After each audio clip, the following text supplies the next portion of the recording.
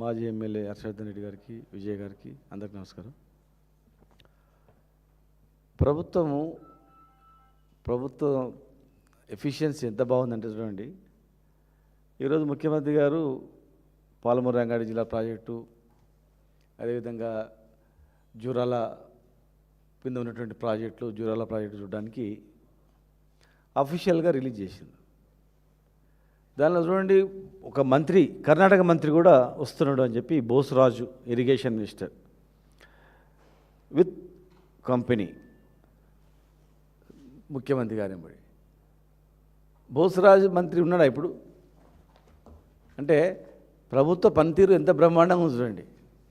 ఆయన పోయి వారం రోజులే, మంత్రి పదవి పోయి వారం రోజులు అయింది. కొత్త మంత్రి జాబితాలో కూడా ఆయన లేదు, కొత్త ఈ మంత్రి జాబితాలో కూడా ఆయన పేరు లేదు, కనీసం ఏదో శాఖకు ఉన్నాడన్నట్టు కూడా లేదు.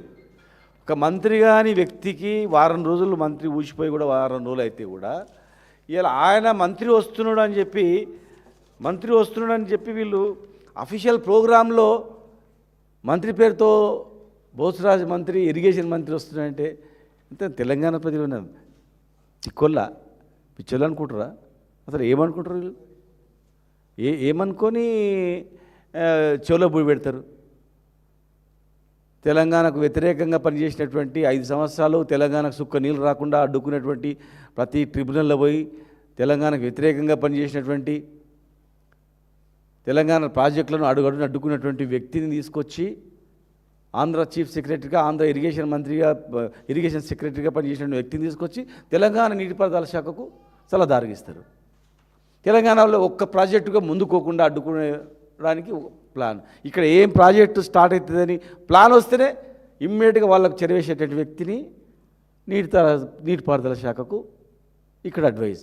ఏమైనా ఉందా? ఎక్కడైనా ఉందా అట్లా? చరిత్ర ఎక్కడైనా ఉందా? ఆడ రిటైర్డ్ కాగానే వ్యతిరేకం చేసి తీసుకొచ్చి ఇక్కడ మంచి చేస్తాడా?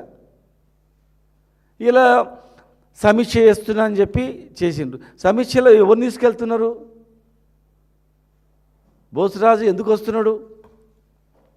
జూరాల పైన కట్టే చెక్ డ్యామ్లు చూడడానికా? కొత్తగా ప్రపోజ్ చేసే చెక్ డ్యామ్లు చూడడానికా? ఆ చెక్ డ్యామ్లకు బోస్రాజుకు ఏం సంబంధం ఉంది? ఏదో సంబంధం ఉంది, అందుకే ఆయన తీసుకొస్తుర్రా.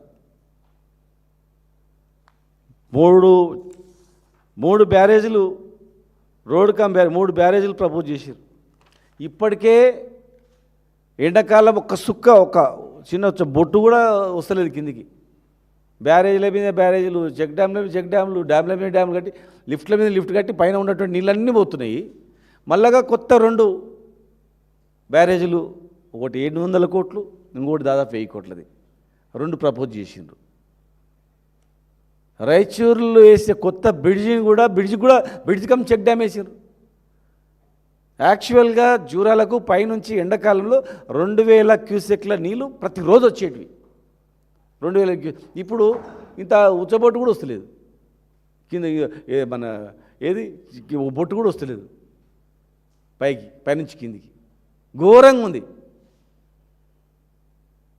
ఇక ఏం చూస్తారు అక్కడ? ఎండిపోయినటువంటి జూరాలను, ఎండిపోయినటువంటి నెట్టెంపాడును, ఎండిపోయినటువంటి భీమాను, ఎండిపోతున్న కోయిల్ సాగర్ను చూస్తారు, బురదను. మొన్నటి వరకు రైతులు ఎన్ని కష్టాలు పడ్డారు మహబూబ్నగర్ జిల్లాలో. రైతుల గురించి ఒక సమీక్ష జరిగిందా? ఒక సమీక్ష జరగలేదు. బొట్టు కొంటామన్నారు, ఇత్తనం కొంటామన్నారు. మరి ఇత్తనం కొంటంటే ఎక్కడ పోయినాయి? పండింది మీ లెక్కల ప్రకారమే 1,40,00,000 మెట్రిక్ టన్నుల ధాన్యం పండింది. 1,40,00,000 మెట్రిక్ టన్నుల ధాన్యం పండితే మీరు 90 లక్షల మెట్రిక్ టన్నులు ఉన్నామని ఒకసారి అన్నారు, 75 లక్షల మెట్రిక్ టన్నులు ఉన్నామని ఇంకొకసారి అన్నారు. ఇప్పుడు లాస్ట్కి ఏం చెప్తారు? అఫీషియల్ రికార్డు 60 లక్షల మెట్రిక్ టన్నులు ఉన్నామన్నారు. మరి 1,40,00,000లో 60 లక్షల మెట్రిక్ టన్నులు మీరు కొన్నామని మీరు చెప్తే 80 లక్షల మెట్రిక్ టన్నులు ఎక్కడ పోయినాయి? చూసిండ్రా? కనీసం సమీక్షలు జరిగినాయా? జిల్లాలో ఎన్ని సంచులు ఉన్నాయి, గన్నీ బ్యాగ్స్ ఉన్నాయి, ట్రాన్స్పోర్టేషన్ సిస్టమ్ ఎట్లుంది, తడిసిన ఓట్లు ఎట్లున్నాయి, ఎందుకు తడిసినాయి, మిల్లుల దగ్గర ఎందుకు బార్లు తీసిండ్రు, ఎందుకు కొనలేదు, ప్రైవేట్లో ఎట్లా అమ్ముకున్నారు, ఏమైనా లెక్కలు ఉన్నాయండి? రైతులను పూర్తిగా అధ్వానమైనటువంటి పరిస్థితి చేసిండ్రు. కరెంటు లేక, పండిన ధాన్యానికి గిట్టుబాటు ధర లేక, ఉన్న ధాన్యం తడిసిపోయి మొలకెత్తి కన్నా కష్టాలు పడితే సమస్య లేదు. క్రాప్ హాలిడే ఇచ్చిండ్రు. మీరు ఇలా చూడండి, శ్రీశైలం దగ్గర ఇప్పుడు కూడా నీళ్ళు ఎత్తిపోచుకోవచ్చు. 6 నెలల క్రితమే జూరాల ఖతమైపోయింది. మేము జనవరిలోనే పోయినాం, జనవరిలోనే ఎండిపోయింది. ఇలా ఈ రోజు వరకు కూడా నీళ్ళు ఎత్తిపోచుకోవచ్చు అక్కడ నుంచి. కానీ జూరాల నుంచి నీళ్ళు తెచ్చుకునేది ఉండి అన్నారు.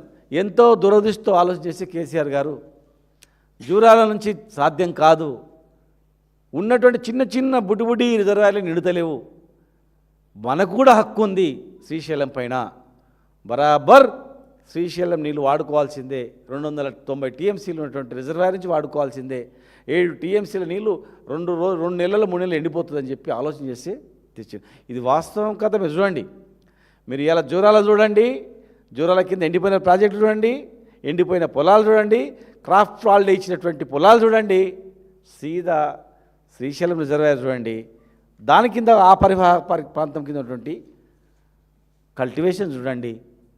మరి ఏది కరెక్టో కూడా చెప్పండి దయచేసి. ఇప్పటివరకు కూడా ఒక పైసా కూడా ఖర్చు పెట్టలేదు.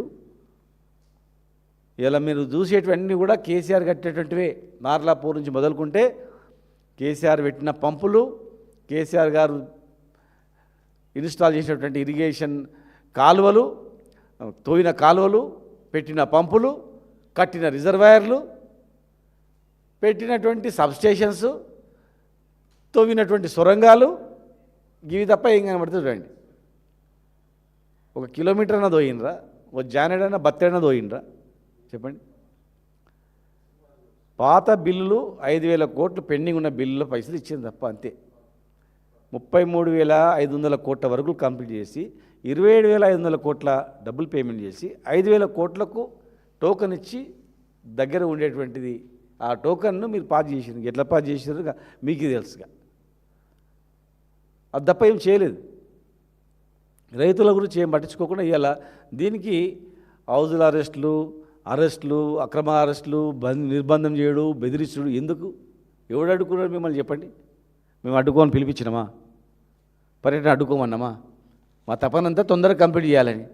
సరే, రేపు వచ్చి ఎల్లుండి టెండర్ పిలుస్తారా, ఆవులెల్లుండి పని పిలుస్తారా, కాలువలు ఎప్పుడు స్టార్ట్ చేస్తారా చూద్దామని మేమందరం ఉన్నాం, ఎదురు చూస్తున్నాం. కానీ అరెస్ట్ చేయడం ఏంది, భయపెట్టించడం ఏంది, ఇళ్ళకు పోయి భయపెట్టించి దాడులు చేయడం ఏంది? మేమన్నా పార్టీ పిలిపించినామా? పార్టీ తరఫున పిలిపిస్తే 1,00,000 మంది కదులుతారు. చూడు, పని చేయనీయకుండా వీళ్ళు అడ్డుకున్నారు అంటారు మళ్ళీ మీరు. అందుకే మేము చెప్పినాం, అడ్డుకోమని ఎవరు చెప్పలే, మేము పార్టీ నుంచి పిలిపివ్వలే. ఎవడైనా రైతుకు కడుపు మండి మీకు ఏమన్నా మాట్లాడితే వాళ్ళు మాట్లాడితే సమాధానం ఇవ్వండి, అడిగితే సమాధానం ఇవ్వండి. ఇళ్ళల్లో నిర్బంధించడము, అరెస్టులు చేయడము, భయపెట్టేయడము, జైలుకు పంపుతాం బిడ్డ అని చెప్పడము, ఏమైతే జైలుకు వస్తే కేసులు పెడితే ఏమవుతుంది? మేము వస్తాం, మళ్ళీ మా ప్రభుత్వం వచ్చినాక ఒక జీవోతో కథం ఇస్తామంతా. ఏముంది అది? మీరు ఇక్కడ నుంచే కనిపిస్తుంది గూగుల్లో కొడితే ఎండిపోయిన ప్రాజెక్టులు అన్నీ కూడా. ఈ నిర్బంధం చేసి భయపెట్టిస్తే కాదు ఇది ఒక విహారయాత్రలాగా కాకుండా పరిష్కార యాత్రలాగా చేసుకోండి. కర్ణాటక మంత్రితోన ఊడిపోయిన మంత్రితో ఏం పని ఉంటుందండి? కనీసం ఆఫీసర్లకు అవగాహన లేదా? ప్రోగ్రాం తయారు చేసే వాళ్ళకు ఇంత అవగాహన లేకుండా ఇరిగేషన్ మంత్రి అని చెప్తారా? అంటే మీ చిత్తశుద్ధి ఎంత ఉంది, మీ ఎఫిషియన్సీ ఎంత ఉందంటే అర్థమవుతుంది. ఈ అరెస్టులన్నీ బంద్ చేయాలి, ఈ అరెస్టులన్నీ బంద్ చేయాలి. మరి తడిసిన ధాన్యానికి గిట్టుబాటు ధర ఇవ్వాలి, నష్టపోయిన రైతులకు ఇవ్వాలి, బోనస్ ఇస్తామన్నారు. మరి 1,60,00,000 పండిన ధాన్యానికి మీరు బోనస్ ఇవ్వాలి. వాడు ఎక్కడ అమ్ముకున్నా సరే, రైతు ప్రైవేట్లో అమ్ముకున్నా మీరు బోనస్ ఇవ్వాల్సిందే. మీ శాఖ వ్యవసాయ శాఖ ఇన్ఎఫిషియన్సీ వల్ల వాళ్ళు సరైనటువంటి ధాన్యాన్ని కొనుగోలు చేయడానికి సంచులు కానీ ట్రాన్స్పోర్టేషన్ కానీ ఇవన్నీ జాప్యం చేసినందుకు, కొనుగోలు కేంద్రాలు పెట్టినందుకు, సకాలంలో చేయనందుకు నెలల తరబడి కాపు కాసిర్రు. 3 నెలలకు పంట పండితే నెల 2 నెలలు కాపులు కాసిర్రు. పంటకు 3 నెలలు అయితే పండిన ధాన్యానికి కావాలి కానీ ఒక నెల రోజుల పైన అయింది, నెల 2 నెలలు అయింది. కనుక మేము డిమాండ్ చేస్తూ ఉన్నాం, 1,60,00,000 ధాన్యానికి బోనస్ ఇస్తామన్నారు, ఇవ్వాలి. చివరి గింజ వరకు కొంటామన్నారు, కొన్నది సగం కూడా కొనలేదు. రికార్డులు మీ దగ్గరనే ఉన్నాయి. తడిసిన ధాన్యాన్ని కూడా మీరు నష్టపరిహారం ఇవ్వాలి, మా రైతాంగాన్ని ఆదుకోవాలి. ఇలా బోర్లున్నా ఒడ్లు వేసుకోవద్దని మరి అగ్రికల్చర్ మినిస్టర్ చెప్తున్నాడు. మరి ఏం వేసుకోవాలో చెప్పండి, మీరు ఏం అందుబాటులో పెడతారో చెప్పండి. మరి రైతు బతుకుదేరు వ్యవసాయమే కదా. బోర్లు ఉండడాక నువ్వు వ్యవసాయం చేయకుండా ఉండాలంటే ఏం చేస్తారు? మీ సాయం ఏం చేస్తారు? మీరు ఎకరాకి ఏమైనా 20,000 రూపాయలు ఇస్తారా? ప్రకటించండి, వేసుకోకండి అని. ఏం చేయకుండా మీరు వ్యవసాయం చేయకండి, దున్నకండి, చేను చూసుకుంటే కూర్చోండి అని ప్రకటనలు ఇస్తే ఎట్లా చెప్తుంది చెప్పండి? ఇరిగేషన్ మంత్రి ఆ పంపులు మునిగిపోతే కూడా చూడడానికి కూడా పోలే. అప్పుడు పక్కనే ఒట్టెంపు రిజర్వాయర్లు మునిగిపోతే అయినా మేము మా ప్రాజెక్టు కంప్లీట్ కావాలనే తపన. కేఎల్ఐ రిజర్వాయర్లు కేఎల్ఐ కింద ఒక్క రిజర్వాయర్ లేకపోయే ప్లాన్ చేసిన 60 టీఎంసీల రిజర్వాయర్లతో పాలమూరు రంగారెడ్డి జిల్లా ప్రాజెక్టు డిజైన్ చేసిన కేసీఆర్ గారు. కనుక మీరు ఓండి, మీరు ఏం చెప్తారు చెప్పిన తర్వాత దాని మీద మేము పాలమూరు రంగారెడ్డి జిల్లా ప్రాజెక్టు పైన మరి దాని మీద మేము మాట్లాడతాం. ఇలా రైతాంగాన్ని ఆదుకోవాలి, అరెస్టులు బంద్ చేయాలి, ఇమ్మీడియట్గా అరెస్ట్ చేసిన వాళ్ళని విడుదల చేయాలి, వేధింపులు గురి చేయొద్దు. దయచేసి ఎవరైనా రైతులకు సమాధానం చెప్పండి, ధైర్యంగా సమాధానం చెప్పి చేయాలి తప్ప ఇక మీ ఇష్టం వచ్చినట్లు అరెస్టులు చేస్తాం అది ఇదని చెప్తే మాత్రం మేము కూడా మరి ఏ రకమైనటువంటి పిలుపు ఇవ్వాలనేది ఆలోచన చేస్తాం గ్యారెంటీగా. ముందు పైన కర్ణాటక పైన కడుతున్నటువంటి డ్యామ్లు మరి ఏమిటికి ఉపయోగపడతాయో కూడా చెప్పాలి. మొత్తం కట్టిన తర్వాత కిందకి నీళ్ళు ఎట్లకించి వస్తాయి, ఇప్పటికే వస్తలేవు. ఇక మిగతా ఇంకా 2 చెక్ డ్యాములు పెద్ద, ఇంకా 2 బ్యారేజీలు కడితే ఏముంటుంది? ఇక దానిలో కిందకి నీళ్ళు పెద్ద వరదలు వస్తాయి తప్ప వచ్చే అవకాశమే ఉండదు. కనుక రైతాంగం పైన దృష్టి పెట్టి, మరి రైతుల మీద దృష్టి పెట్టి పండిన పంటకు ధర ఇవ్వాలని, పంటల్లో వేయొద్దని చెప్తే గిట్టుబాటు ధర వేయొద్దని చెప్తే వారికి మరి ఏం రైతులకు ప్రకటిస్తారు, ఎకరకు ఎంత ప్రకటిస్తారు, మరి ఏం వేసుకోవాలని కూడా ప్రకటించాలి. మీరు అరెస్టులు బంద్ చేయకుండా ఇట్లే వేధిస్తే, సాయంత్రం వరకు వేధిస్తే మాత్రం ఖచ్చితంగా మరి మేము కూడా రేపు ఆలోచన చేయాల్సి వస్తుంది, ఏం పిలిపించాలని ఆలోచన చేయాల్సి వస్తుంది. దాన్ని విరమించుకోవాలని చెప్పి మేము చెప్తా ఉన్నాం.